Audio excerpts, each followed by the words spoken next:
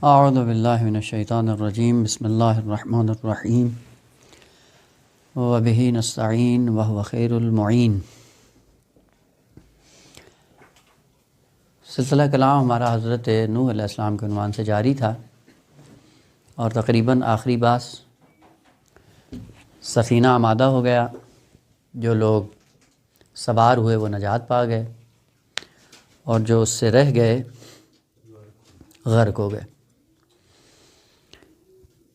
جبکہ خالق کائنات نے یہ اعلان کیا تھا کہ اس سفینے پہ جو سوار ہوگا تو مغفرت اور رحمت کے سائے میں وہ اپنی منزل کمال کو پا لے گا۔ اور جو بھی سوار ہوا ہے یقیناً خالق کائنات نے اسی طرح سے اپنی غفاریت کا ثبوت دیتے ہوئے اور اپنی رحمت کے سائے میں ہر ایک کو جس کے اندر جتنا اقتضا موجود تھا، جس کی جتنی صلاحیت تھی، اسی صلاحیت کے اعتبار سے خالق کائنات نے ان کو منزل مقصود تک پہنچایا، اور ساتھ میں اعلان بھی کر دیا کہ جو بھی سفینے سے منسلک رہے گا وہ ہمیشہ نجات کا راہی بنے گا۔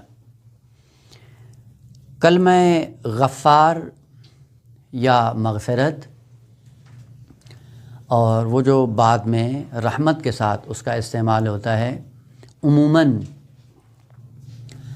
ایک تو درجہ معلوم نہیں ہوتا کہ غفاریت کیا ہے، مغفرت کیا ہے، اور دوسرا خود معنی کے اعتبار سے بھی تھوڑی سی مشکل اور دقت ہوتی ہے کہ ہم اس باریکی کی طرف ناظر نہیں ہوتے، جس کی وجہ سے معانی میں یا اس حقیقت کو منتقل کرنے میں تھوڑا بہت فرق آ جاتا ہے۔ اخلاقی اعتبار سے یا راہ کمال پہ جانے کے لیے خالق کائنات نے جو نظام مقرر کیا ہے، اس نظام میں اپنے عدالت کے بل بوتے پہ قوانین کو جعل کیا ہے، یعنی کوئی ایسا قانون نہیں ہے جس میں خالق کائنات نے کسی کے حقوق کو پامال کیا ہو۔ تمام بشریت کے حقوق کی پاسداری کرتے ہوئے، حقوق کی رعایت کرتے ہوئے یہ نظام جعل کیا ہے۔ اگر ہم فقط حقوق کی حد تک رہیں تو خالق کائنات نے بھی حقوق کی حد تک ہی درجات مقرر کیے ہیں، اور چہ بسا کہ انسان کبھی کبھی فقہی اعتبار سے جب آ کر بحث کرتا ہے تو کہتا ہے جی یہ ہمارا حق ہے، یہ ہمارا حق ہے۔ حقوق کے دائرے میں رہتے ہوئے انسان پھر وہ لقاء اللہ کی منزل تک نہیں پہنچتا۔ زیادہ تر اثر جو اس کا ہوتا ہے وہ یہی ہوتا ہے کہ انسان مرنے کے بعد بہشت میں پہنچ جاتا ہے، وہ جو حقوق کے دائرے میں چل رہے ہوتے ہیں۔ اور چہ بسا کہ یہ ابحاث خود ہمارے علماء کے درمیان بھی ہوتی ہیں، یعنی ہم ان حقوق سے اوپر آنے کے لیے تیار نہیں ہوتے ہیں، جی یہ ہمارا حق ہے، ہمارا حق کیوں پائمال ہو رہا ہے، اور پھر اپنے حق کو لینے کے لیے بہت زیادہ تگ و دو کرتے ہیں۔ لیکن خالق کائنات نے یہ ادنا ترین منزل قرار دی ہے انسان کے لیے کہ حقوق کی جنگ لڑتے ہوئے، حقوق کی پاسداری کرتے ہوئے اپنے حقوق کے حصول کے لیے، یہ ادنا ترین مرتبہ ہے کمالات انسانی کا۔ لہذا خالق کائنات نے بھی، آپ پورے فقہ کو اٹھا کر دیکھ لیں، پوری شریعت کو حقوق سے بھری پڑی ہے۔ مثلا فرض کریں اگر کہیں قتل ہو جاتا ہے، کہیں پہ کسی کو ضرب و شتم کا کوئی شکار ہو جاتا ہے، یا کسی کا کوئی حق پائمال کر دیا جاتا ہے، تو خالق کائنات نے اس کے مقابلے میں قوانین کو جعل کیا ہوا ہے۔ انہی قوانین کی رعایت کرتے ہوئے انسان اپنے حق کو پا سکتا ہے۔ مثلا کسی نے اگر قتل کر دیا ہے تو اس کے لیے کیا ہے، خداوند عالم نے حق رکھا ہے کہ آپ اس کو قصاص کر سکتے ہیں۔ یہ قصاص کرنا یہ کیا ہے، حقوق کی پاسداری ہے۔ یا فرض کریں یہ دیات کے جتنے مسائل ہیں، دیت، کوئی آ کے کسی کو تھپڑ مارتا ہے اور وہی شریعت کے اعتبار سے اگر اس کا کوئی اثر ظاہر ہوتا ہے تو اس حق کے جبران کے لیے خالق کائنات نے دیت کا قانون رکھا ہے۔ یہ قوانین دیت ہو، قصاص ہو، یا بقیہ حقوق مالی ہوں یا ناموسی عرضی ہوں، یہ حقوق کی دنیا میں رہتے ہوئے اور انسان اپنے حقوق سے دستبردار نہ ہونے کی صورت میں اگر اپنا حق لینا چاہے تو شارع نے، خالق کائنات نے یہ راستہ اس کے لیے کھلا رکھا ہے۔ لیکن یہ توقع نہ ہو کہ ہم حقوق کی دنیا میں رہتے ہوئے پھر ہم درجات انسانی اور وہ جو مقصد انسانی ہے بنام لقاء پروردگار وہاں تک پہنچ جائیں، یہ ممکن نہیں ہے۔ لہذا خالق کائنات نے پھر درجہ بندی کی ہے کہ وہ جو حقوق کے دائرے میں جنگ لڑتے ہیں، خالق کائنات نے ان کے حقوق کو معین کیا ہوا ہے، ثابت بھی ہیں، اور وہ خالق کائنات نے وہ راستہ کھلا رکھا ہے۔ لیکن اگر کوئی شخص اپنے آپ کو حقوق کی منزل سے بالاتر لانے کے لیے اس مقصد حیات تک جانے کے لیے اگر اتنی اس کی معرفت آ جائے تو پھر وہ حقوق کی طرف ناظر نہیں ہوتا، پھر اپنی ذاتی کرامت اور ذاتی شرافت کی طرف ناظر ہوتا ہے کہ جو جتنا بزرگوار ہوتا ہے وہ اتنا ہی عفو اور درگزر سے کام لیتا ہے، حقوق کی دنیا میں نہیں رہتا۔ اسی لیے خالق کائنات نے 3 درجے رکھے ہیں حقوق کے بعد، اور ہر درجہ کمال انسانی تک پہنچنے کے لیے اپنا کردار ادا کر رہا ہوتا ہے۔ پہلا درجہ اگر آپ آ کر دیکھیں وہ مغفرت ہے، وہ غفاریت ہے، اور اسی کے لیے انسان جب کرتا ہے، عموماً ہم جو ترجمہ کرتے ہیں وہ کیا ہوتا ہے؟ بخشش۔ لیکن نہیں، یہ مغفرت درجات کمالی میں اعلیٰ ترین درجہ ہے، اور بار بار قرآن نے اپنے آپ کو غفور الرحیم، غفار اور ان کلمات سے اپنے آپ کو خطاب کرتے ہوئے بشریت کو یہ درس دیا ہے۔ اور وہ لوگ جو راہ خدا میں گامزن ہوتے ہیں ان کے لیے بھی یہ ایک لمحہ فکریہ ہے کہ آج کے بعد آپ کو بھی اسی منزل پہ آنا ہے، اور جو اس منزل پہ آتا ہے وہ مقام انسانیت کے کمال کو جا کر پا لیتا ہے۔ حقوق کی دنیا میں اگر ہم آئیں، اگر کوئی کسی کو قتل کرتا ہے تو شریعت نے آپ کے لیے قانون رکھا ہے، آپ کا حق ہے، اپنے حق کو لینے کے لیے خالق کائنات نے قانون قصاص رکھا ہے۔ قانون قصاص یہ ادنیٰ ترین ہے، وہ جو قصاص کر دیتا ہے، قصاص کرنے کے بعد اس نے اپنا حق لے لیا ہے۔ لیکن درجات کمالی اور وہ منزل لقا وہاں تک جا سکتا ہے نہ، یا نہیں جا سکتا ہے۔ لہذا خالق کی کائنات نے کہا کہ وہ لوگ جن کا حق مسلم ہے، جن پہ ظلم ہوا ہے اور ظلم کے نتیجے میں قصاص کی دنیا میں ان کا جو حق مسلم ہے، اگر اس سے چشم پوشی کریں، چشم پوشی کرتے ہوئے اپنی بزرگواری کا مظاہرہ کریں تو کہاں پہنچیں گے؟ کہا قصاص کے بعد دوسرا ہے عفو۔ یہ پہلی منزل ہے حقوق کی دنیا کو اگنور کرتے ہوئے اور حقوق سے دستبردار ہوتے ہوئے۔ اب جس کی جتنی ظرفیت ہوگی وہ اتنی ظرفیت کے اعتبار سے ہی اپنے مقام کو جا پہنچے گا۔ عفو کیا ہے؟ عفو یہ ہوتا ہے کہ اپنے حق مسلم سے انسان دستبردار ہوتا ہے، جس نے غلطی کی ہے اس کو آگاہ کرتا ہے، متوجہ کرتا ہے کہ ہاں تو نے غلطی کی ہے، غلط کیا ہے تم نے یہ کام، لیکن میرا حق یہ تھا کہ قصاص کر سکتا ہوں، لیکن میں بزرگواری کا مظاہرہ کرتے ہوئے آپ کو معاف کر دیتا ہوں۔ خوب، عفو یہ بھی ایک درجہ بالاتر ہے قصاص سے، یعنی قصاص میں جو انسان جس درجے پہ پہنچنا چاہتا تھا وہ اپنا حق تھا، اس کا لے سکتا تھا، لیکن اب اس حق سے جب دستبردار ہوتا ہے، عفو کی دنیا میں آتا ہے، درجات بڑھ جاتے ہیں انسان کے۔ درجہ یعنی بقیہ لوگوں کی نسبت وہ جو عفو سے کام لیتا ہے، خالق کائنات اس کو نمایاں کر دیتا ہے پوری بشریت کے اندر۔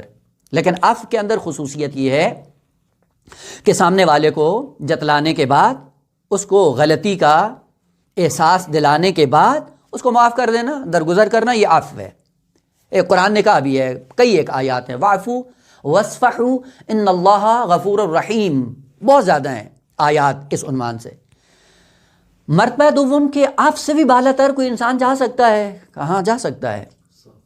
اور وہ ہے صافح، سعاد فے ہے حلوے والی صافح۔ یہ کون سا مقام ہے جس سے مصافحہ بھی نکلا ہے؟ دیکھیے کتنے خوبصورت کلمات ہیں، لیکن ہم بالکل سوتے ہوئے ان کلمات کے ساتھ ہمارا رویہ ہوتا ہے، گزر جاتے ہیں، کوئی توجہ نہیں ہوتی۔ مصافحہ صف سے ہے۔ اگر صف کی حقیقت معلوم ہو جائے تو اب وہ روایات بھی سمجھ میں آتی جن میں کہا جاتا ہے کہ جب مومن ایک دوسرے سے مصافحہ کرتا ہے، مصافحہ کرنے سے کا وہ جو پیش قدم ہوتا ہے اس کے درجات اس دوسرے کی نسبت کہیں زیادہ ہوتے ہیں۔ اور ہم نے مصافحہ کس میں سمجھا ہوا ہے کہ ہاتھ ملا لیں یہ مصافحہ ہو گیا ہے؟ نہ، صف کیا ہے کہ اتنا انسان بزرگوار ہو کہ جس نے غلطی کی ہو، غلطی کا احساس دلائے بغیر معاف کر دینا، درگزر، یعنی اظہار ہی نہیں کریں کہ گویا کہ اس نے کچھ کیا ہی نہیں۔ اور ہیں دنیا میں ایسے لوگ ہوتے ہیں کہ جن کے حقوق پامال ہوتے ہیں، نہ فقط یہ کہ وہ قصاص سے کام نہیں لیتے، نہ فقط یہ کہ وہ معاف کر دیتے ہیں، نہ فقط یہ کہ وہ ملامت نہیں کرتے، اس طرح سے ان کا رویہ ہوتا ہے کہ سامنے والا اصلاً خود شرمندہ ہو جاتا ہے کہ یار یہ اتنا مظلوم ہونے کے باوجود اس طرح اس کا رویہ ہے کہ گویا اپنے آپ کو مقروض محسوس کر رہا ہے۔ دیکھا ہوگا لوگ ہیں ایسے غیر معصومین کی دنیا میں بھی یعنی بغیر اس کے کہ انسان اظہار کرے، اظہار ملامت یا احساس دلائے اس کو، اس کی غلطی کو معاف کر دینا، یہ صفح کہلاتا ہے، صاد فہ جس سے مصافحہ بھی نکلا ہے۔ یہ صف کی منزل پہ جو آتا ہے یہ کون ہے؟ کہا یہ وہ بہت کم لوگ ہیں کہ جو اس درجے پہ آتے ہیں، اور وہ جو اس درجے پہ آتا ہے اس کے مقامات، درجات عند اللہ کیا ہوتے ہیں؟ وہ ایک الگ دنیا ہے۔ لیکن پھر بھی انسان جب احساس ملامت دلائے بغیر انسان جب عفو اور درگزر سے کام لیتا ہے، بالآخر انسان ہے، دل میں ایک خلش رہ جاتی ہے، دل کے اندر رہ جاتی ہے خلش، بالآخر جو کسی کی حق تلفی کرتا ہے، حق پامال کرتا ہے، انسان کے دل میں آتا ہے آقا بالآخر انسان ہے، اور بالآخر اس طبیعت کا رابطہ ہے اس کے ساتھ۔ یہ طبیعی وہ ہیں تقاضے ہیں کہ انسان کے اندر وہ احساس باقی رہ جاتا ہے، ٹھیک ہے زبان پہ نہیں لاتا، بزرگواری کرتا ہے، اظہار نہیں کرتا، لیکن دل میں رہ جاتی ہے۔ غفران وہ مقام ہے جو آخری منزل ہے انسان کے لیے، کہ نہ فقط یہ کہ اس کو احساس نہیں دلاتا، نہ فقط یہ کہ اظہار نہیں کرتا، اس سے بالاتر دل کے اندر بھی جو تھوڑی بہت میل کچیل ہوتی ہے وہ بھی ختم ہو جاتی ہے انسان کی۔ اس طرح سے صاف اور شفاف ہوتا ہے کہ گویا سامنے والے نے کچھ کیا ہی نہیں ہے، اور یہ بالا ترین درجہ ہے۔ یہاں پہ غفران یا مغفرت یا یہ جو درجہ ہے، یعنی ایسا انسان اپنے باطن کو صاف اور شفاف کر دیتا ہے کہ اندر کچھ ہے ہی نہیں۔ لہذا غفران کا معنی بخشش نہیں ہے، غفران یا غفاریت، غفرا عربی میں ہوتا ہے ایسا تارا، دو کلمے فارسی میں استعمال ہوتے ہیں، ایک کو کہتے ہیں بخشش اور ایک ہوتا ہے پوشش۔ غفران پوشش کا نام ہے، بخشش کا نام نہیں ہے۔ بخشش یعنی درگزر کرنا، پوشش یعنی چھپا دینا۔ اس حد تک انسان چھپائے کہ وہ جو دل کی کدورت ہے وہ بھی کبھی اظہار نہ ہونے پائے۔ اگر اس درجے پہ آ جاتا ہے انسان، اس کو کہا جاتا ہے کہ یہ غفوریت اور غفاریت اور مغفرت کا مظہر بنا ہوا ہے۔ لہٰذا مغفرت وہ مقام ہے کہ جہاں پہ انسان اگر اس درجے کو پا لے تو پھر نہ فقط یہ کہ زبان سے اظہار نہیں کرتا، نہ یہ کہ اس کی ملامت نہیں کرتا، بلکہ دل کی قدورتوں کو بھی صاف کر دیتا ہے۔ اور نمونے ہیں، معصومین میں بھی ہیں، غیر معصومین میں۔ دیکھیں کربلا کا پورا واقعہ ایک شخص کی بنیاد پہ ہوا ہے۔ اگر حر امام علیہ السلام کو نہ روکتا، واقعہ کربلا رونما نہ ہوتا، اب کیا ہوتا یہ بات کا مسئلہ ہے۔ چونکہ اس نے روکا، روکنے کے بعد پورا واقعہ کربلا رونما ہوا ہے، لیکن شخص کو احساس ہوا، احساس ندامت، ندامت کے بعد آتا ہے تائب بن کر۔ یقین جانیے، ہم کہتے تو ہیں نام سے، زبان سے کہہ دیتے ہیں کہ ہم یا لیتنی کنت معک فافوز فوزا عظیما، خو بسم اللہ آج بھی ہے، وہ میدان تو آج بھی باقی ہے نا۔ آج بھی کون ہے جو امام حسین علیہ السلام کی سیرت پہ چلتا ہے؟ تو اگر آپ اور میں ہوتے، ہمارا رویہ یہی ہوتا جو امام حسین کا تھا۔ وہ شخص جس نے پورا نقشہ چینج کر دیا ہے، جس کی بنیاد پہ کتنے عزیز اور ایسے قریبی ترین افراد، اور خصوصاً وہ جو ایسے بھی تھے کہ جو شبیہ پیغمبر بھی تھے، وہ بھی امام حسین علیہ السلام نے کٹوا دیے۔ اور وہ جو اس کا موجب بنا ہے، جب وہ آتا ہے تو رویہ کیسا ہے امام کا؟ خیمے سے نکلتے ہیں، بڑھ کے استقبال کرتے ہیں، سینے سے لگاتے ہیں، اور اظہار جو کر رہے ہوتے ہیں وہ کیا ہے؟ اپنے آپ کو مکروز پا رہے ہوتے ہیں۔ اور تو ایسا ہے کہ جب میرے پاس پذیرائی کا سامان نہیں ہے۔ وہ لوگ جو صفات خدا کے مظہر ہوتے ہیں وہ ایسے ہوتے ہیں۔ یہ غفاریت کا مظہر ہے۔ کس حد تک کہ نہ فقط یہ کہ زبان سے اظہار نہیں کیا، نہ فقط یہ کہ اس کو احساس نہیں دلایا، نہ فقط یہ کہ اس کو عفو اور درگزر سے کام لیا، دل کے اندر بھی اور پھر دعا دیتے ہیں۔ اور عجیب بات ہے، دعا کس کو دی جاتی ہے؟ جس کو انسان چاہتا ہے، جس سے محبت ہوتی ہے، جس سے اظہار رافت ہوتی ہے، اس کے لیے کلمات دعائیہ انسان کی زبان سے نکلتے ہیں۔ اور کہا کہ واقعاً تو حر ہے، جس طرح کہ تیری ماں نے نام آپ کا حر رکھا۔ آہا، اس حد تک آ جانا انسان، یہ ہے غفاریت۔ اور اسی کے لیے انسان کو کہا گیا ہے کہ نہ فقط حقوق کی جنگ نہیں لڑو، یہ ادنا ترین تمہارا حق ہے جو خدا نے قرار دیا ہے، لیکن مقام انسانیت اس سے بالاتر ہے۔ مقام انسانیت پر گامزن کرنے کے لیے خالق کائنات نے آپ کو دنیا میں بھیجا ہے۔ پس غفاریت یا مغفرت یا غفور یہ کلمات وہ ہیں جو پوشش اور حجاب اور ساتر پر دلالت کرتے ہیں، اسی لیے ساتر کے نیچے سارے کام انجام پاتے ہیں۔ ایک سمجھنے کے لیے آپ نے دیکھا ہے کہ جب کوئی انسان مر جاتا ہے، میت کو غسل دینے کے بعد جو کفن دیا جاتا ہے، اب وہ جو واجب کپڑے ہیں وہ الگ، ان میں ایک اور چادر ہوتی ہے کہ جو چادر ایک پوری میت کے اوپر چڑھائی جاتی ہے، پاؤں سے لے کے سر تک، اور پھر تھوڑا سا پاؤں کی طرف سے اضافہ کر دیتے ہیں اور تھوڑی سی سر کی طرف سے بھی لمبی ہو جاتی ہے، اور پھر ان کو دونوں کو باندھ دیا جاتا ہے۔ اس چادر کو عربی میں کیا کہا جاتا ہے؟ مغفر۔ یہ کیوں مغفر کہلاتا ہے؟ یعنی اس نے کپڑے نے اس طرح سے اس مردے کو چھپایا ہے کہ بعد میں اجنبی آنے والا اگر آ کر دیکھے تو اس کو پتہ نہیں چلے گا بوڑھا ہے، جوان ہے، کمزور ہے، مرد ہے، عورت ہے۔ اس مغفر کو جو نام رکھا گیا ہے، اس طرح سے یہ چھپاتا ہے کپڑا کہ جو اس کے اندر ہوتا ہے اس کا پتہ نہیں چلتا ہے، اور وہ جو غفاریت کا مظہر بنتا ہے وہ بھی سامنے والے کے عیوب اس طرح سے چھپاتا ہے کہ اگر اجنبی آ جائے ان دونوں کے درمیان، ان کو پتہ نہیں چلے گا کہ یہ سالہ سال سے صمیمی دوست ہیں یا آشنا ہیں یا دشمن، پتہ نہیں چلتا ہے اگر اس حد تک انسان آ جائے۔ ہاں، مغفرت کے سائے میں جب چھپا لیا جاتا ہے کسی کو، چھپانے کے بعد دو کام وجود میں آتے ہیں۔ اب یہ بھی کمالات انسانی کے لیے ہیں۔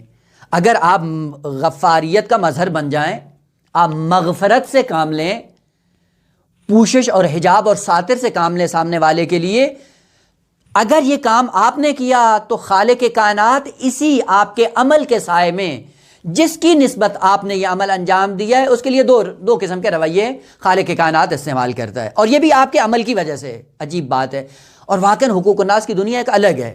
مثلا فرض کریں کسی نے حق تلفی کی آپ کی، اور آپ نے اس کو اف سے کام لیا، صف سے کام لیا اور مغفریت پہ آ گئے، غفار کا مظہر بن کر آپ نے اس کو نہ فقط یہ کہ نہیں، دعا بھی دی، دعا کرنے کے بعد آپ نے حجاب ڈالا نا، ساتر بن گیا آپ اس کے لیے، آپ نے اس کے لیے ایک پوشش اور حجاب فراہم کیا۔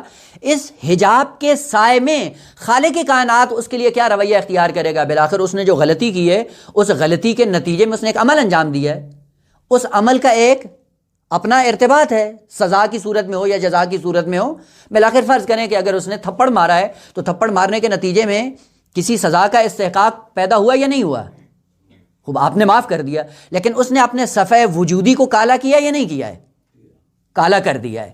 لیکن جب آپ غفاریت سے کام لیتے ہیں تو خالق کائنات آپ کے حجاب کے سائے میں اس کے ساتھ دو قسم کا رویہ اختیار کرتا ہے۔ پہلا محو ہے، دوسرا تبدیل ہے، اور یہ بھی ہر انسان کی اپنی کیپیسٹی، اپنی استعداد ہے۔ محو کا معنی یہ ہے کہ جو اس نے غلطی کی، غلطی کرنے کے نتیجے میں جو اس کا باطن، جو اس کا روح سیاہ ہوا ہے، اس سیاہی کو آپ کی غفاریت کے سائے میں اس کو معاف کر دیتا ہے، مٹا دیتا ہے، البتہ اس کی استعداد پر۔ وہ ندامت کا جو درجہ ہوگا اسی اعتبار سے۔ پہلا درجہ کہ خالق کائنات جب آپ اس کے ساتھ رویہ یہ اختیار کرتے ہیں خدا کی محبت میں، تو خالق کائنات آپ کی محبت کے سائے میں جو خداوند عالم کا فضل ہوتا ہے وہ یہ ہوتا ہے کہ ہاں اس کا جو وہ سیاہ نامہ ہے اس کو مٹا دیں، صاف کر دیں، صاف اور شفاف۔ یہ پہلے ادنا ترین درجہ جو خالق کائنات آپ کے عمل کے سائے میں جو اس کے ساتھ رویہ اختیار کرتا ہے خدا۔ دیکھیں آپ کی عظمت کتنی ہے، نہ فقط یہ کہ آپ درجات طے کرتے ہیں، آپ کے عمل کے سائے میں کتنی بشریت پنپتی ہے۔ پہلا درجہ جو خداوند عالم کی طرف سے آتا ہے وہ محب ہے، اور دوسرا کیا ہے؟ استعداد پہ ڈیپینڈ کرتا ہے۔ اگر استعداد اور ظرفیت اس کی بڑھ جاتی ہے تو پھر خالق کائنات کیا کرتا ہے؟ عمل تبدیل ہے۔ عمل تبدیل کا معنی کیا ہے؟ وہی جو سیاہی اس کے نامہ اعمال میں رونما ہوئی ہے، اسی سیاہی کو سفیدی میں تبدیل کرتا ہے، ظلمت کو نور میں، گناہ کو ثواب میں، نقص کو کمال میں، اس میں تبدیل کر کے اس کی ذات کو پروان چڑھاتا ہے۔ اب بعضوں کے لیے قابل ہضم نہیں ہوتا، اور کہتے بھی ہیں کہ کون سا حضرت حور علیہ السلام نے عمل انجام دیا کہ جو میت امام حسین کو پا گیا، کتنی اس نے نمازیں پڑھی تھیں، کتنے اس نے روزے رکھے تھے، کتنے اس نے اعمال انجام دیے تھے. خود دین کو سمجھتے نہیں ہیں، اور جب دین کو نہیں سمجھتے ہیں پھر جا کر اپنی بے دینی کے لیے راستے ہموار کرتے ہیں. خوب آپ حر کی طرح نادم بن کر آؤ حسین کی بارگاہ میں، پھر دیکھو کہ خالق کائنات کس طرح نوازتا ہے. وہ ندامت والا پہلو جو حر نے انجام دیا ہے کسی کے اندر، اس طرح سے ندامت انسان کے اندر ہو. اور اس ندامت کا تقاضا یہی ہے کہ امام حسین علیہ السلام نے مغفرت سے کام لیتے ہوئے اس کو معاف کیا، اور معاف کرنے کے بعد خالق کائنات نے استعداد دیکھی حر میں کہ جو اتنا بڑا، آقا چھوٹی بات نہیں ہے. دیکھیں میں پھر مثال عرض کروں، ہمارے پاس ایک چھوٹا سا ادارہ ہوتا ہے بنام ایک کمرہ، اس ادارے میں کوئی آ کے ہمیں سلام نہیں کرتا، ہمارا رویہ اس کے ساتھ کیسا ہوتا ہے؟ دیکھ لیں، ہم اپنی زندگیوں کو دیکھ لیں. ہمارے پاس اگر وہ مبسوط الید ہو تو قتل کر دیں، ہاں ہر چیز گم ہو جاتا ہے، سب کچھ گم ہو جاتا ہے، اور جگہ جگہ کے لیے اس کے لیے رکاوٹیں کھڑی کر دیں، اور پھر کہتے ہیں جی ہم حر بنے ہوئے. اب حر کا پتہ ہے کون ہے؟ حر وہ نام ہے عرب دنیا کے اندر. حر ایک ایسا شجاع ترین انسان تھا کہ زبان زد عام و خاص تھا. ایک کئی ہزار کا لشکر اس کے سامنے جھکنے والا تھا، یعنی جیسے ہی آرڈر کرتا تھا وہ ہزاروں کا لشکر سامنے اس کے حکم کی تعمیل کرنے کے لیے موجود تھا. تو اس ساری چودراہٹ کو چھوڑ کر حسین کی بارگاہ میں آنا یہ مقام حر ہے. ہم اپنے چھوٹی سی جھونپڑی سے باہر نہیں آتے اور پھر مقایسہ کرتے ہیں جناب حر سے. اگر حر بننا ہے تو آؤ ذرا اپنے اقتدار کو ذرا ٹھوکر مارو، اور ٹھوکر فقط یہ ٹھوکر نہیں مارو، یہ ایسی ٹھوکر مارو کہ پھر مڑ کے بھی نہیں دیکھو. جس نے آپ کی حق تلفی کی اس کے ساتھ یہ رویہ اختیار کرو، کر سکتے ہیں؟ یہ خالق کائنات کا قانون ہے قرآن کے اندر کا، جس کی جتنی استعداد ہوتی ہے جو معاف کرنے والا ہے، اگر اس استعداد کے نتیجے میں اس منزل کا استحقاق رکھتا ہے کہ اس کے نامہ اعمال میں سواہی کو معاف کر دیا جائے، خدا مٹا دیتا ہے. اور اگر اس سے بالاتر اس کے اندر یہ روحانی طاقت پائی جاتی، استعداد اور نیت، تو خالق کائنات فرماتا ہے جو ماضی میں تم نے انجام دیا ہے، سیاہکاریاں کی ہیں، وہ ساری حسنات میں چینج ہو جائیں گی. اولئک یبدل اللہ سیئاتہم حسنات یا بالحسنات. آپ دعا میں بھی پڑھتے ہیں یا مبدل السیئات بالحسنات. یہ درجہ ہے وہ آخری انسان کا کہ جس طرح کی انسان کی ندامت ہوتی ہے ویسے خالق کائنات کا رویہ ہوتا ہے. لہٰذا یہ ذہن میں نکال دیں کتنا لطف ہے خالق کائنات کا کہ ساری زندگی انسان کی تاریخ ہو، ایک لمحے میں ندامت آئے، اور ندامت بھی وہ ہو ایسی ہو کہ جس ندامت کے سائے میں اس درجے پہ جا پہنچے کہ جتنا ماضی تاریخ ہے وہ خالق کائنات سارا روشن کر کے آپ کے نامہ اعمال میں لکھ دے. وہ کہاں پہنچے گا انسان؟ بس اگر انسان اس درجے پہ آنا چاہتا ہے تو خالق کائنات فرماتا ہے کہ اس درجے تک ہم نے یہ صلاحیت تمہارے اندر رکھی ہے. ایک لمحے کے لیے تم آؤ، سچے دل سے آؤ، دیکھو ہم آپ کے ساتھ رویہ کیسا اختیار کرتے ہیں. خوب آج جو بحث کا تتمہ تھا، حضرت آسیہ فرعون کی بیوی ہیں. فرعون کے اندر کون سی ایسی سیاہکاری نہیں تھی جو بنی اسرائیل کے حقوق کے پامالی کے لیے اس نے کون سا ایسا راستہ تھا جو اس نے نہ اپنایا ہو. اور اسی ظلم و بربریت کے سائے میں ایک خاتون زندگی بسر کر رہی ہے.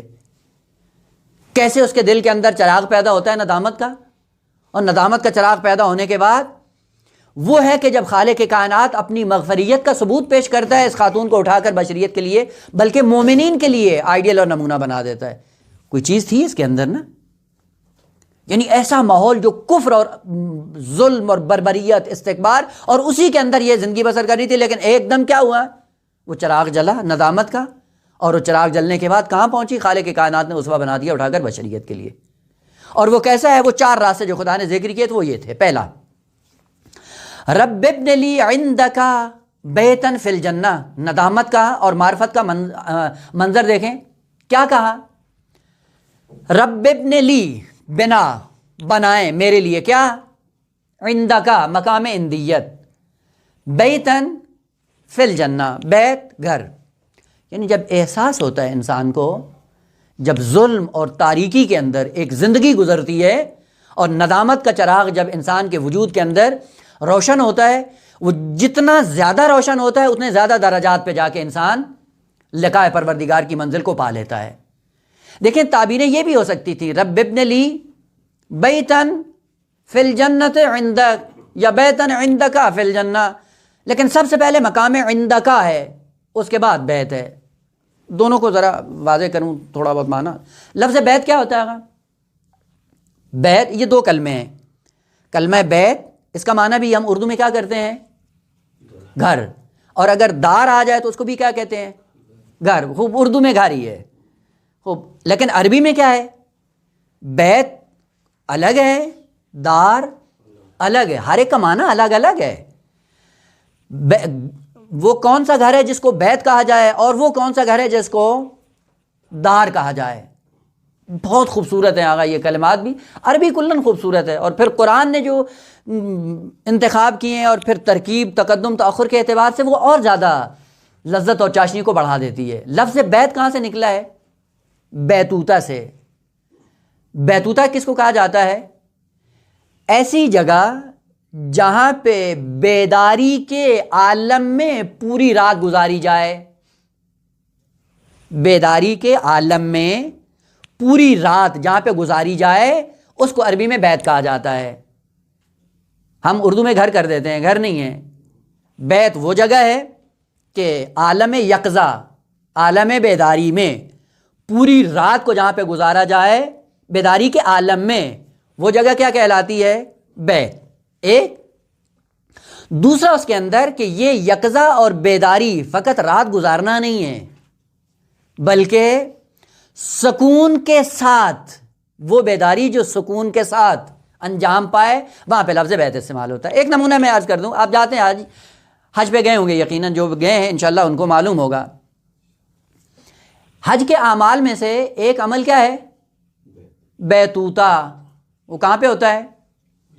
مقام منا میں بیتوتہ ہوتا ہے۔ وہاں پہ کیا کرنا ہوتا ہے؟ کہتے ہیں کہ جی رات گزارنی ہے۔ وہ بعض پھر سو جاتے ہیں، بعض پھر پڑے رہتے ہیں، لیکن اگر کلمہ بیت کی خصوصیت ہو پھر مزہ آتا ہے کہ حج کے لیے خدا نے جو بلایا ہے وہ حج انجام دیا ہے یا نہیں دیا ہے۔ مقام منا میں پہنچ کر جو بیتوتہ کرتا ہے اس سے پتہ چلتا ہے مقام منا کیا ہے اور بیتوتہ کیا کرنا ہے۔ منا امنیہ سے نکلا ہے، امنیہ یعنی خواہشیں۔ البتہ ہر خواہش کو امنیہ نہیں کہتے ہیں، بات سے زیادہ دور نہ جائیں۔ خواہشات پہ قدم رکھتے ہوئے جب خدا کی بارگاہ میں آتا ہے، بیداری کے ساتھ سکون کے ساتھ جو سفر طے کرتا ہے وہ بیتوتہ کہلاتا ہے۔ اس بیتوتہ کو ایک ایسی جگہ جو انسان کے لیے بیداری کا سبب بھی ہو، سکون کا سبب بھی ہو، وہ انسان کے لیے بیت ہوتا ہے۔ اب وہ ظاہری مادی گھر آپ دیکھ لیں کہ اگر وہ بیداری کا سبب ہیں یا غفلت کا سبب ہیں۔ اگر بیداری کا سبب ہیں یہی جھونپڑیاں، یہ بیت کہلاتا ہے، اور ان جھونپڑیوں کے اندر سکون بھی ہے، واقعاً یہ بتمام معنی بیت ہے۔ لیکن ہم کاخ بنا لیتے ہیں، محل بنا لیتے ہیں، نہ وہاں پہ بیداری ہوتی ہے نہ وہاں پہ سکون ہوتا ہے، کہتے ہیں جی ہم نے بیت بنایا ہوا ہے۔ یہ کون سا بیت ہے بھائی جس کے اندر نہ بیداری ہے نہ سکون ہے؟ وہ آئے دن غفلت کا شکار، آئے دن معصیت کے اسباب، آئے دن خدا سے دوری، اور سکون کدھر سے ہونا ہے؟ 24 گھنٹے لڑائی جھگڑے، وہ لڑائی جھگڑے کے بعد کہتے ہیں جی بہترین گھر بنایا ہوا ہے۔ یہ بہترین گھر ہے؟ بیت جس کے اندر یہ دو رکن محفوظ ہوں۔ البتہ ہر انسان نے اپنے اپنے بیت بنائے ہوئے ہیں۔ بعض وہ ہیں جن کو لہو و لعب سے لذت ہے، لذت ملتی، لہو و لعب کو اپنا بیت بنایا ہوا ہے۔ بعض لوگوں نے اپنی زندگی میں بیت کس کو بنایا ہوا ہے کہ مومنین کی عزت کو پامال کر کے ان کو سکون ملتا ہے، وہ یہ بیت بنایا ہوا ہے۔ بعض لوگوں نے غیبت کو اپنا بیت بنایا ہوا ہے، غیبت قدا کھول کے اپنے آپ کو کہتے ہیں جی ہم نے بیت بنایا ہوا ہے۔ بعض وہ بھی ہیں کہ جنہوں نے یاد خدا کو بیت بنایا ہوا ہے۔ وہ جو یاد خدا کو بیت بناتا ہے اس کو یہ حق پہنچتا ہے کہ رب ابن لی بیتن، میرے لیے بیت کا انتظام کر۔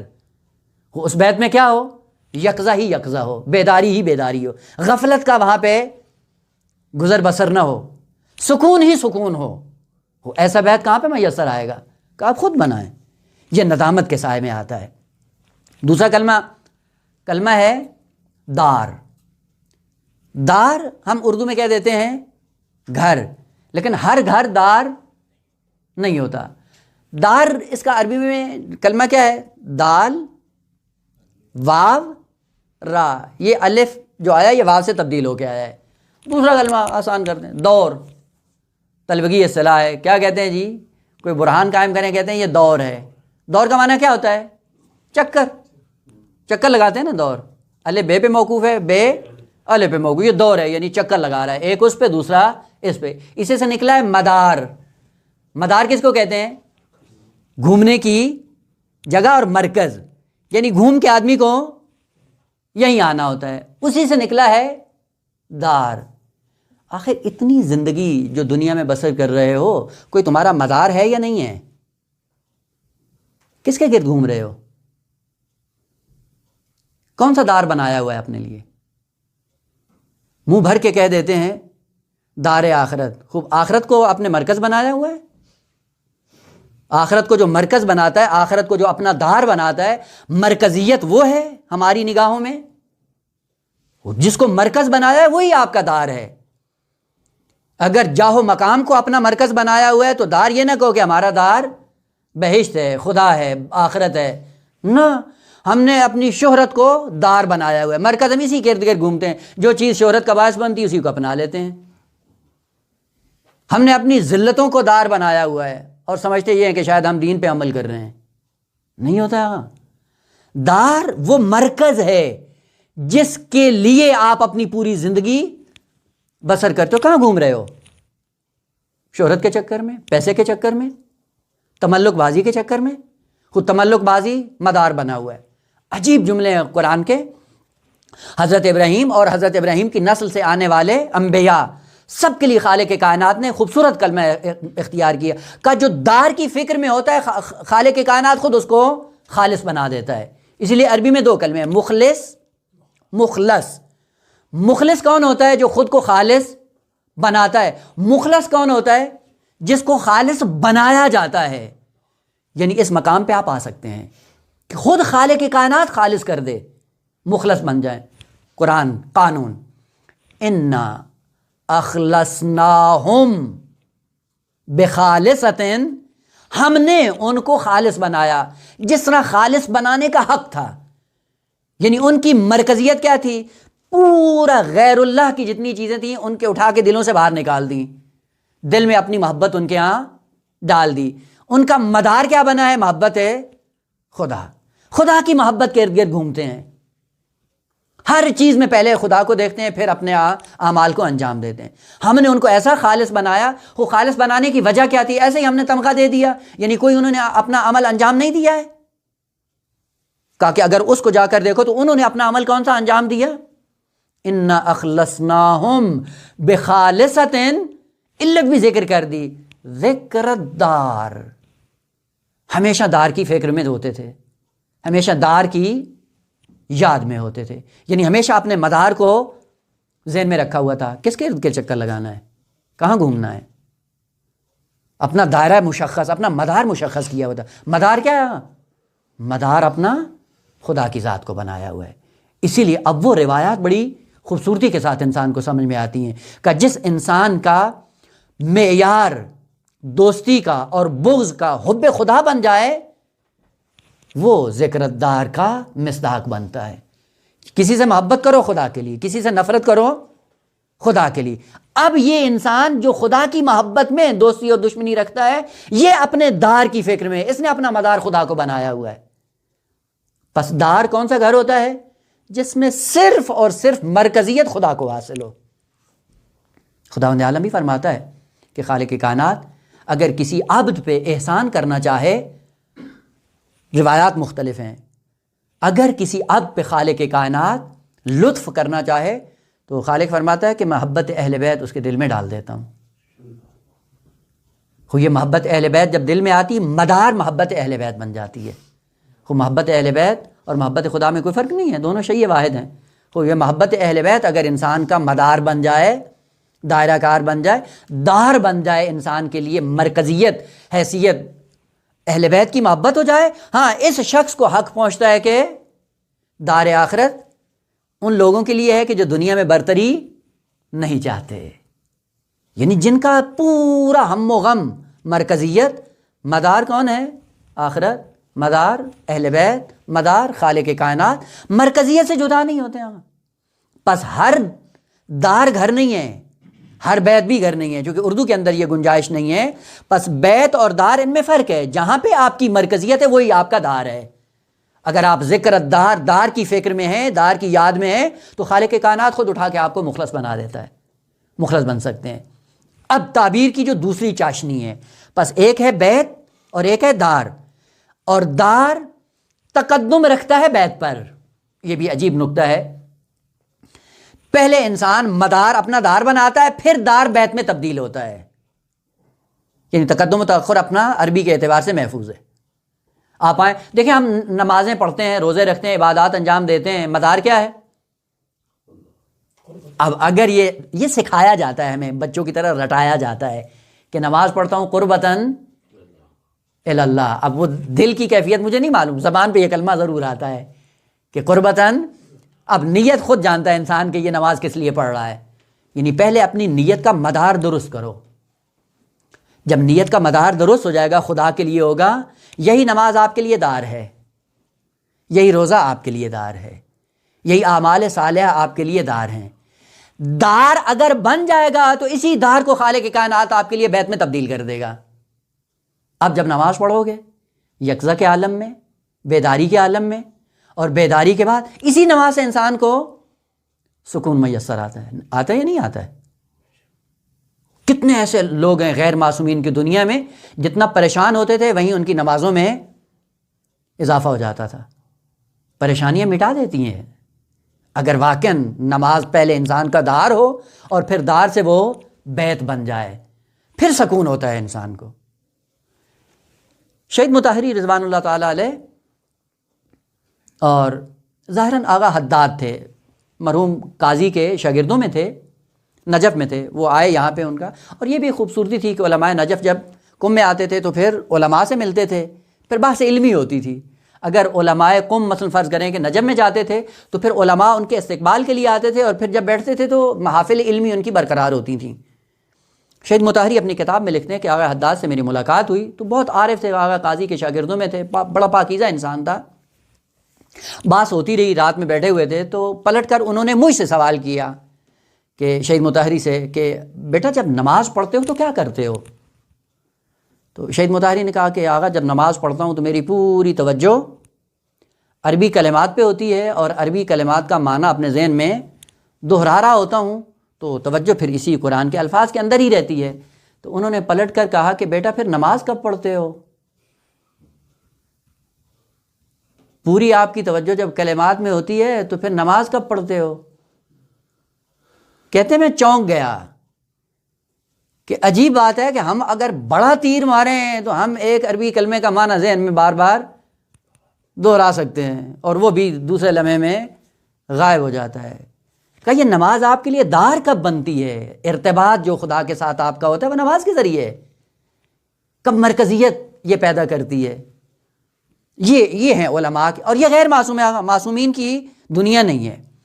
پس دار پہلے ہے انسان کے لیے، اور یہ تمرین سے آتا ہے. تمرین کریں کریں کریں، اتنی کریں کہ مرکزیت انسان کی نماز بن جائے. یہ دار ہے انسان کے لیے.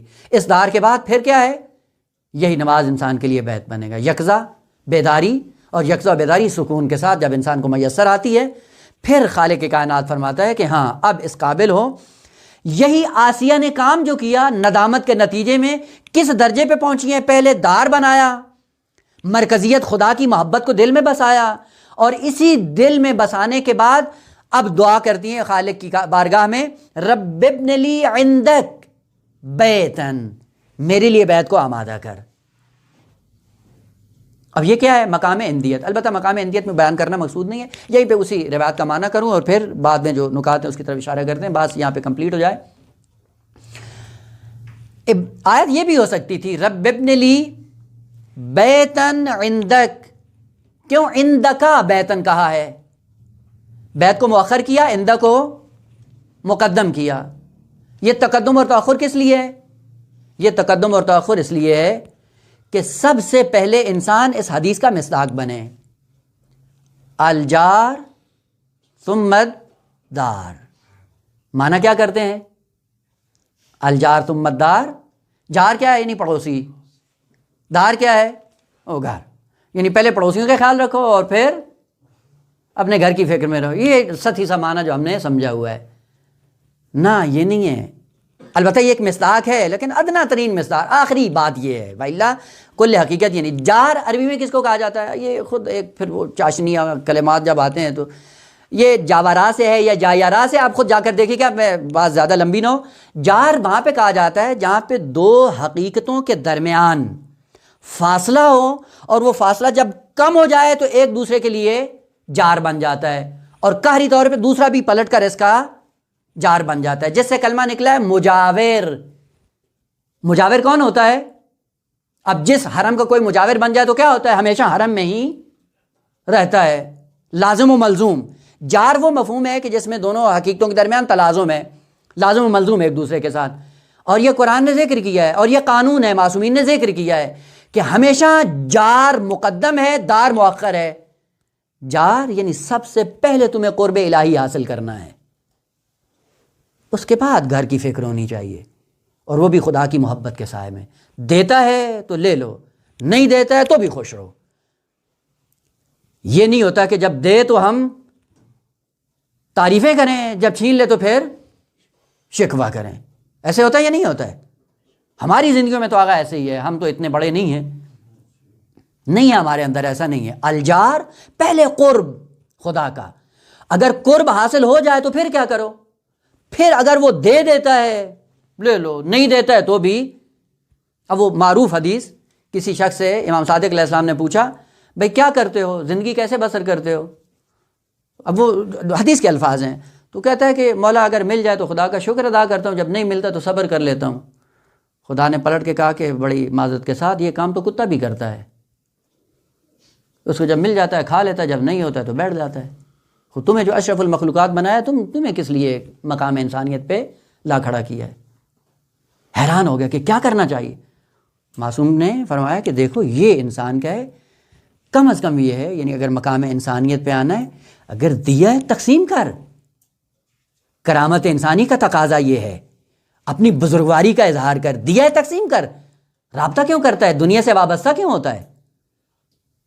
خوب جب نہیں ملتا کا شکر ادا کر، خدا نے یہ امتحان نہیں لیا ہے تیرا، شکر اس منزل پہ آ کے کر، اور جب مل جائے پھر ایثار سے کام لے۔ یہ انسانیت ہے۔ اب حقائق ہیں یہ، اب نہیں پتہ ہمارے اندر ہیں یا نہیں ہیں، لیکن ہیں، حقائق ہیں جو معصومین نے ذکر کیے ہیں۔ البتہ اس دعا کے ساتھ کہ خالق کی کائنات یہ توفیق ہمیں بھی دے کہ آہستہ آہستہ ائمہ طاہرین کی تعلیمات کے قریب ہوں۔ پس رب ابن لی عندک یعنی پہلے جار ہے، پہلے قرب ہے، ثم الدار، پھر اس مرکزیت پہ آؤ کہ جس میں آپ کو رہنا ہے۔ اب وہ کہاں پہ ہو؟ عجیب بات ہے، بات کے کلمات یہ بتاتے ہیں، یہ معرفت ہے کس کی؟ غیر معصوم ہے یہ خاتون، اور خدا نے مومنین کے لیے آئیڈیل بنائی ہے۔ کس بنیاد پہ؟ کہا اس معرفت کی بنیاد پہ، کہا جو مقام جار کو، مقام قرب کو پہلے چاہتی ہے، یعنی پہلے خدا ہے، اس کے بعد بیت ہے۔ رب ابن لی عندک جار ثم الدار، پھر بیت کا تقاضا کیا۔ بیت کا تقاضا بھی کیا ہے؟ عندک فی الجنہ، وہ جنت بھی ایسی ہو جو آپ کے جوار میں ہو، آپ کے قرب میں ہو، نہ وہ جنت عدن یا جنت ماوا یا جنت فردوس کے جس کا رابطہ خدا سے دور ہے۔ چونکہ آپ کو پتہ ہے جنت ماوا سے بحث شروع ہوتی ہے، جنت ماوا پہ ختم ہو جاتی ہے، اور یہ جنت ماوا اور جنت فردوس یہ جتنے مراتب ہیں یہ جنت لقاء نہیں ہیں، یہ جنتی کا مصداق نہیں ہے، یہ دور ہیں۔ اور معرفت دیکھیں اس خاتون کی، رب ابن لی عندک الجار بیتن فی الجنہ، یہ ہے دار، اور وہ بھی کیا کہ آپ کے جوار میں ہو۔ بھلے اگر مل جائے فنعم المطلوب، اگر نہیں ملتا ہے پھر بھی انسان شاکر ہے۔ اس ایک نکتے کی بنیاد پہ خالق کائنات نے جناب آسیہ کو اٹھا کے مومنین کے لیے اسوہ بنا دیا۔ یہ معرفت کا باب ہے، یہ معرفت کا میدان ہے۔ اور فقط یہ نہیں، دیکھیں دین کے دو حصے ہیں، اور دو حصے جب تک دونوں ایک ساتھ نہیں چلیں گے دین مکمل نہیں ہوتا۔ ایک طرف سے تو قرب لے لیا، کہا کہ رب ابن لی عندک، مقام اندیت پہ پہنچ گئی، مقام جوار حاصل کر لیا، بیت کا تقاضا بھی کر لیا، دار بھی تقاضا کر لیا، سارا کچھ ہو گیا۔ یہ تو ایک رخ ہے انسان کی تصویر کا۔ دوسرا رخ کیا ہے؟ اگر دین مکمل لینا ہے تو مکمل دین دو حصوں پر مشتمل ہے، ولایت اور براءت، تولا اور تبرہ۔ تولی اور تبری لفظ درست ہے، لیکن چونکہ غلط العام ہو چکا ہے تولا اور تبرہ، البتہ چونکہ ہم نے تبرہ کا مفہوم بھی نہیں سمجھا، غلط مفہوم بنایا، اور غلط مفہوم بناتے ہیں تو پھر دین سے لوگ بھاگتے ہیں، وَإِلَّا اگر تبرہ کا مصداق ہم نے صحیح سمجھا ہوتا لوگ جذب ہوتے، دور نہ ہوتے۔ جو ہم نے تبرہ کا مصداق بنا کے دنیا کو متعارف کروایا ہے، اس سے دنیا گالی بھی دیتی ہے، گلے بھی کاٹتی ہے، اور ایسا ایسا دین سے بھی بیزار ہوتی ہے۔ اور ادھر معصوم فرماتے ہیں کہ یہ ولایت اصل روح دین ہے، اور نہ فقط ولایت روح دین ہے، کہ ولایت کے مقابلے میں براءت بھی روح دین ہے، یعنی یہ دونوں ایک ساتھ ہوں۔ براءت کہتے ہیں اظہار براءت کو، دوری، زبان سے نہیں، عمل سے۔ آپ جس انسان کو پسند نہیں کرتے ہیں اس کے قریب ہونا چاہتے ہیں، وہ عمل سے ثابت کریں کہ آپ اس سے بیزار ہیں۔ زبان سے گالی گلوچ دیتے ہیں اور گالی گلوچ کا نام ڈال دیتے ہیں، جی ہم نے تبرہ کیا ہے۔ گالی گلوچ کا نام تبرہ نہیں ہے۔ اور تمام عبادات کی روح اصل براءت ہے، براءت کے بغیر کوئی عبادت انسان کی قبول نہیں ہے۔ آپ دیکھ لیں، ایک ایک کر کے آپ مقایسہ کریں۔ آپ جب نماز پڑھتے ہیں تو کیا کرنا ہوتا ہے آپ کو؟ ولایت، یعنی کچھ کرنا ہے، اور براءت کچھ نہیں کرنا۔ کتنی چیزوں سے آپ دوری اختیار کر کے مصلی پہ آتے ہیں، وہ اگر وہ نہ کریں مصلی عبادت پہ آ سکتے ہیں؟ کا لباس غصبی نہیں ہو، پانی غصبی نہیں ہو، جگہ پاک ہو، رو بقبلہ ہو، ساری شرائط یہ کیا ہے؟ یہ اعلان براءت ہے یا نہیں ہے؟ یہ اعلان براءت ہے۔ براءت کے بغیر آپ ایک نماز انجام نہیں دے سکتے۔ بس براءت اظہار ہے دوری کا، وہ چیزیں جو آپ کے مقصد کے لیے نقصان دیں ان کو آپ اپنی ذات سے دور کرنا شروع کر دیں۔ روزہ رکھتے ہیں، ولایت و براءت کے بغیر روزہ رکھ سکتا ہے انسان؟ روزہ رکھنا ہے، کسی چیز کے آپ کو قریب ہونا ہے، اور کئی ایسی چیزیں ہیں جن سے آپ کو دور ہونا ہے۔ کا روح دین یہی ہے۔ قرب کے لیے کسی چیز کا آپ اپنے آپ سے الگ کرنا ضروری ہے، یعنی مفہوم یہ آپس میں تلازم رکھتا ہے۔ ولایت آتی ہی نہیں ہے بغیر براءت کے، جب تک کسی سے دور نہیں ہوں گے کسی کے قریب نہیں ہو سکتے ہیں۔ آسیہ نے کیا کہا؟ رب ابن لی عندک، ولایت آ گئی، تقرب آ گیا، مقام اندیت پہ آ گئی ہوں۔ وہ مقام اندیت میں ایسے ہی پہنچ گئی ہے بغیر براءت کے، بغیر تبرے کے، بغیر اظہار بیزاری کے۔ اور وہ تین عنصر جو ذکر کیے ہیں قرآن نے وہ یہ ہیں: وَنَجَّنِي مِن فِرْعَوْنَ وَعَمَلِهِ وَنَجَّنِي مِنَ الْقَوْمِ الظَّالِمِينَ۔ ان تین اعلان براءت جب کیے ہیں تو اسوہ بنی ہے مومنین کے لیے، اور جب تک یہ تین اعلان براءت نہیں ہوئے مقام اندیت پہ نہیں پہنچی ہیں بی۔ سب سے پہلے نجنی، اب وہ یہاں پہ بھی معنی کیا کرتے ہیں؟ کیا کریں؟ نجات دے۔ اچھا ہے، کم از کم وہی کلمہ استعمال کر دیتے ہیں، ترجمہ کر کے چوپڑ نہیں کرتے ہیں کلمے کو۔ نجات یہ عربی میں نون جیم واو نون جیم یا، ناجاوا اور ناجا یا کے ساتھ اور واو کے ساتھ دو طرح سے استعمال ہو سکتا ہے، اور معنی کے اعتبار سے ایک دوسرے کے بالکل برعکس 180 درجے۔ ناجوا کا معنی کیا ہوتا ہے؟ کشف، ظاہر کرنا، اور ناجیا کا معنی کیا ہے؟ خفا، چھپانا۔ اسی لیے کیا کہتے ہیں، جب عرب کسی درخت کی کھال اتارتا تھا تو کیا کہتا تھا؟ نجوت الشجر، میں نے شجر کو کشف کیا، ظاہر کیا، نجات دی۔ ہم نجات کس کو کہتے ہیں؟ اب وہ آئے گا، یہ چونکہ معنی دقیق ذہن میں نہیں ہوتا ہے۔ ناجوا سے ہو تو اس کا معنی ہوتا ہے اظہار کرنا۔ اظہار بغیر زحمت اور مشقت کے نہیں ہوتا ہے۔ وہ درخت کا ایک تنے کو اگر اظہار کرنا تو جتنی جلد ہے اس کو اکھاڑنا پڑتا ہے، جلد اکھاڑی جاتی ہے، پھر اس کا باطن ظاہر ہوتا ہے۔ اسی لیے خالق کائنات جو کہتا ہے بشر کو کہ میں نے تمہیں نجات دی ہے، یعنی جس منجلاب میں تو گھرا ہوا تھا، جن گناہوں کی وادیوں میں تو آلودہ تھا، جب تک ان گناہوں کو تیری ذات سے جدا نہ کیا جائے تیرے لیے نجات ممکن نہیں ہے۔ ہم نجات کس کو سمجھتے ہیں اور عربی کس کو کہتی ہے؟ اس نجات کے ذریعے انسان کا باطن کشف ہوتا ہے۔ اور وہ نجات کیا ہے؟ ہم یہ سمجھتے ہیں کہ شاید پیسہ دے تو ہمیں نجات ملتی ہے، نہ، چہ بسا کہ انسان کو مریض کر کے نجات دی جاتی ہے۔ انسان کو بیماری میں مبتلا کیا جاتا ہے، اس بیماری کا نتیجہ کیا ہوتا ہے؟ یہ کھال اتارنی ہے انسان کی، اس کے باطن کا اظہار کرنا ہے، ظاہر کرنا ہے۔ کس کے ذریعے کرو؟ کہ کبھی نعمت دے کر ظاہر کیا جاتا ہے، کبھی نعمت لے کر ظاہر کیا جاتا ہے۔ نعمت دے دینا بھی نجات کا سبب ہے، نعمت لے لینا بھی نجات کا سبب، البتہ اس کے لیے جو سمجھتا ہو۔ ناجوا یعنی اظہار کرنا، کسی حقیقت کو برملا کرنا. اسی ناجوا سے کیا نکلا ہے؟ نجوا. نجوا کس کو کہتے ہیں؟ اس سرگوشی کو نجوا کہا جاتا تھا. یعنی اظہار کرتا ہے انسان اپنے مافِ ضمیر کا، اور جس کے سامنے کر رہا ہوتا ہے اس کو پتہ ہوتا ہے. اور یہ بھی عربی کی چاشنی ہے جہاں پہ نون جیم وا استعمال ہوتا ہے نجوا یا مناجات. سب سے پہلی خصوصیت نجوا کی یہ ہوتی ہے کہ دونوں میں قرب ہوتا ہے تب نجوا ہوتا ہے. اگر قرب نہ ہو تو نجوا نہیں ہوتا. اس لیے عربی میں دو کلمے ہیں، ایک ندا اور دوسرا نجوا. آپ نے پڑھا ہے نا دعاؤں میں، کبھی کہتے ہیں جی دعائے کمیل پڑھیں. دعائے کمیل اول میں کیا ہے؟ ندا ہے. آخر میں جب پہنچتے ہیں تو وہاں پہ کیا ہے؟ نجوا ہے. عجیب ہے، کتنی خوبصورت ہیں یہ تعبیریں. پہلے کیا کہتے ہیں؟ یا اللہ ہو یا اللہ ہو یا رب یا رب یا رب. یہ کیا ہے؟ ندا ہے. یعنی ابھی عبد اور معبود کے درمیان فاصلہ ہے. جب اسی دعا کے ذریعے آپ مناجات کرتے ہیں، اپنا باطن ظاہر کرتے ہیں، قرب آ جاتا ہے. قرب آ جانے کے بعد یا حذف ہو جاتا ہے. یا دوری کے لیے استعمال ہوتا ہے. جب قرب آ جائے تو پھر یا استعمال نہیں ہوتا. اب کیا ہے؟ ربی ربی ربی.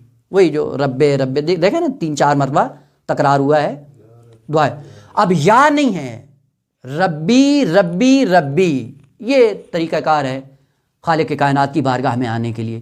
جو ندا سے شروع ہوتا ہے نجوا پہ ختم ہو جاتا ہے. یعنی جب دور ہوتا ہے انسان پکارتا ہے، جب نزدیک آتا ہے سرگوشی کرتا ہے. کان پہ منہ رکھ کے آدمی چلاتا نہیں ہے، جتنا آہستہ بول سکتا ہے وہ بولتا ہے. کیوں؟ چونکہ اب فاصلہ ختم ہو گیا. اسی لیے دیکھیں انسان کے قرب کے لیے خالق کائنات نے مناجات شعبانیہ کا انتظام کیا ہے. یہ مناجات شعبانیہ کیا ہیں؟ اور یہ ایسی واحد وہ مناجات ہے تمام معصومین نے اپنی زندگی میں ان کو پڑھا ہے. اس سے بالاتر اور انسان کے لیے سند کیا ہو سکتی ہے؟ اور شاید ہمیں پتہ ہی نہیں ہے کہ مناجات شعبانیہ ہیں کیا. وہ ضروری نہیں ہے شعبان میں پڑھیں. جہاں پہ انسان کو توجہ مل جائے، جہاں پہ انسان بیدار ہو جائے، وہاں پہ انسان کی زندگی. کیوں ہماری زندگی میں مناجات نہیں ہے؟ یہ ہوتا ہے ناجوا سے. ناجوا یعنی وہ قرب. قرب کے بعد انسان کا باطن جب ظاہر ہوتا ہے وہاں پہ ہوتا ہے ناجوا. رب نجنی یہ ناجوا سے ہے، ناجیا سے نہیں ہے. نجنی جدا کر. جدا کرنے کے لیے کیا کرو؟ کسی چیز سے الگ کریں تاکہ اس کا باطن ظاہر ہو کہ کتنا آدمی یہ پاکیزہ ہے. کہاں کہاں سے آپ کو الگ کرنا ہے؟ 3 مورد ذکر کیے جناب آسیہ نے. سب سے پہلا نجنی من فرعون، ظالم سے نجات چاہیے، اس سے دوری چاہیے، اعلان برات. وہ فقط اس سے نہیں کہ اس کے نظام سے بھی دوری چاہیے. رب نجنی من فرعون و عملے. فقط فرعون سے دوری ہو جائے کیا؟ نہ اس کے سسٹم سے میں بیزار ہوں. یہ سسٹم روئے زمین پہ نہیں ہونا چاہیے. یہ معرفت ہم میں کیوں نہیں آتی؟ بڑے افسوس کے ساتھ آج ہم اسی حوزے میں رہتے ہیں، اور حوزے میں رہتے ہوئے آج بھی ہم کہتے ہیں یہ جی یزیدیت مرد آباد کیا ہے، یہ حسینیت زندہ باد کیا ہے. وہ قرآن کو پڑھ لیا ہوتا.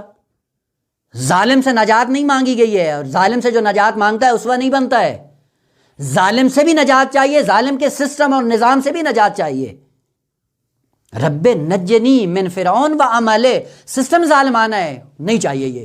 خوب اس کے لیے تگ و دو کرو. خوب اگر تگ و دو نہیں کرتے ہو کہاں تم جا کے دوسروں کے لیے اسوہ بن سکتے ہو؟ رب نجنی من فرعون و عملے. سسٹم سے بھی بیزاری کا اعلان ہے. وہ فقط یہاں تک نہیں ہے کہ معاشرہ 3 چیزوں پر مشتمل ہوتا ہے. ایک ظالم کا سسٹم، اور وہ سسٹم جس معاشرے میں رونما ہوتا ہے، سماج، اجتماع، سوسائٹی، معاشرہ. اگر پورا نظام یزیدی ہو جائے اور وہ معاشرہ اس یزیدی سسٹم کے نتیجے میں یزیدی بن جائے تو آسیہ کی یہ سیرت ہے، اس پہ چل کر اس معاشرے سے بیزاری کا اعلان کرو. وہ کیوں نہیں آتا ہے ہمارے اندر؟ پھر کہتے ہیں جی اسلام کہتا ہے جی چپ سادھ لو. وہ کون سا اسلام کہتا ہے چپ سادھ لو؟ قرآن نے تو اس سے واضح اور کیا ہو سکتا ہے؟ رب نجنی من فرعون، ظالم سے اعلان برات. و عملے، سسٹم ظالم سے بھی اعلان بیزاری ہے.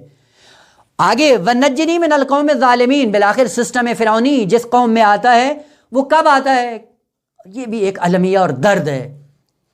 کیوں آتا ہے نظام فرعونی معاشرے کے اندر؟ خود جب سو جاتا ہے معاشرہ، غفلت کی نیند جب سو جاتا ہے، اقدار جہاں پہ دین کی پامال ہو جاتی ہیں، اس معاشرے میں آسانی سے نظام فرعونی اور نظام یزیدی آ جاتا ہے. پھر اس کے لیے کیا کرنا پڑتا ہے؟ پھر اس کے لیے 72 کو قربان کرنا پڑتا ہے تاکہ یہ غفلت کی نیند سے بیدار ہو، ان کے اندر احساس پیدا ہو. یہ مقدس ترین خون جو کربلا کی سرزمین پہ بہہ گئے ہیں وہ کس لیے تھے؟ اسی قوم ظالمین کو بیدار کرنے کے لیے. قوم ظالم جب بیدار ہوتی ہے اور بیداری کے لیے بھی عجیب قیمت مانگتی ہے، اور وہ بھی مقدس ترین مقرب ترین افراد ہے خالق کائنات، ان کا خون بہا دیا جاتا ہے. وہ بھلے ارزش رکھتا ہے کہ اگر اس خون کے نتیجے میں بیداری آ جائے، وہ بیداری کے لیے کام کیا جا سکتا ہے. عجیب بات یہ واقع نہ ہوا، قرآن کی تعلیمات دیکھیں، خالق کا نظام اور قانون دیکھیں. ایک طرف امت کی بیداری کے لیے کیا کر رہا ہے؟ مقدس ترین افراد کو، اور کس عالم میں قربان ہو جاتے ہیں، شہید ہو جاتے ہیں تاکہ یہ امت بیدار ہو جائے.